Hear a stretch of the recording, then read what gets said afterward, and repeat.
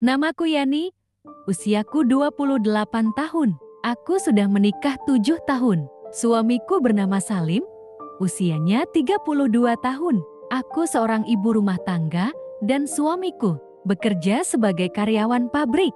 Kehidupan kami bisa tergolong bahagia. Mas Salim seorang suami yang baik. Dia selalu menyayangiku, tapi sayangnya ibu mertuaku mulai tidak menyukaiku.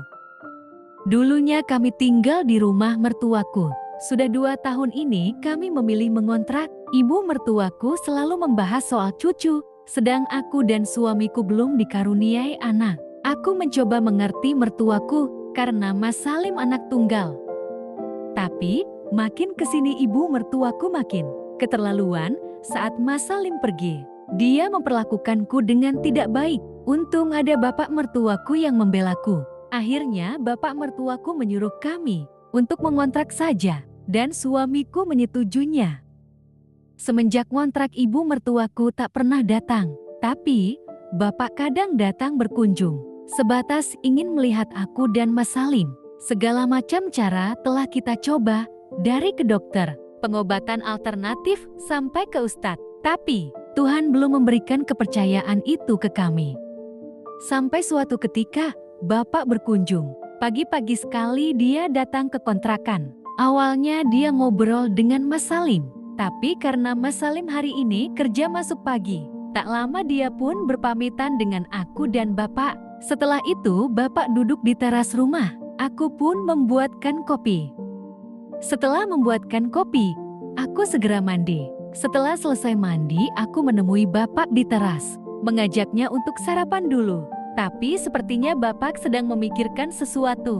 Aku pun menanyakan ada apa sebenarnya. Kok bapak sepertinya ada yang dipikirkan? Bapak pun bilang sebenarnya ada hal penting. Bapak mengajakku masuk ke dalam. Tak enak kalau ada tetangga yang mendengar. Kami pun duduk di ruang tamu. Bapak pun bilang bahwa ibu menyuruh Mas Salim untuk menikah lagi.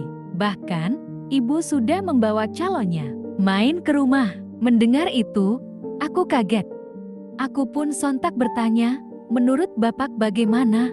Bapak menolaknya. Makanya bapak datang ke sini untuk membahas ini sama Mas Salim. Ibu mertuaku hanya mengingatkan cucu dari Mas Salim. Aku pun hanya tertunduk terdiam dan meneteskan air mata. Bapak pun menasehatiku untuk jangan menangis. Kita harus cari solusinya, bagaimana menangani ibu. Bapak pun bertanya apa ikhtiar yang sudah kami lakukan. Aku pun menjelaskan, kita sudah ke dokter, ustadz, ke pengobatan alternatif juga. Tapi memang belum ada hasil. Bapak pun tanya, apakah saat ke dokter? Aku mengecek kondisi kita juga. Aku bilang kita hanya daftar program hamil, tidak check up. Aku menolak untuk itu. Aku takut jika aku dicek dan aku subur, Mas Salim akan sedih. Aku nggak mau membuatnya putus asa. Bapak pun bertanya kenapa aku bisa bicara seperti itu. Aku pun menjawab bahwa di luar sepengetahuan Mas Salim aku pernah cek ke dokter sendiri. Dan hasilnya aku baik-baik saja dan subur. Makanya aku tak mau cek saat sama Mas Salim. Sontak bapak mertuaku kaget mendengar itu. Bapak pun bertanya kenapa aku menutupi ini. Aku hanya bilang, aku mencintai Mas Salim. Seumpama harus diejek orang karena kita belum punya anak, biar aku saja yang disalahkan. Bapak pun makin kaget dengan pernyataanku ini. Dia tanya terus bagaimana dengan kondisi saat ini. Aku pun berkata aku sedang memikirkannya. Cepat atau lambat ini pasti terjadi. Dan aku takut rahasia ini akan terbongkar jika istri kedua Mas Salim tak bisa hamil juga. Aku kasihan ke Mas Salim kataku. Bapak pun tertunduk sesaat dan izin keluar untuk merokok dulu. Sembari memikirkan ini.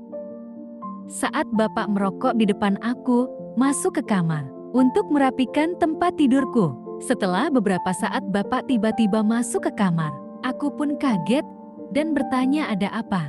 Dia menjawab dia punya ide. Dia memanggilku untuk duduk di sampingnya dan membisikiku soal itu.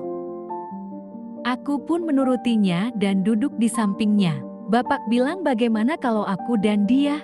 Begitu, Siapa tahu akan berhasil dan ibu mertuaku tak jati menjodohkan dengan orang lain.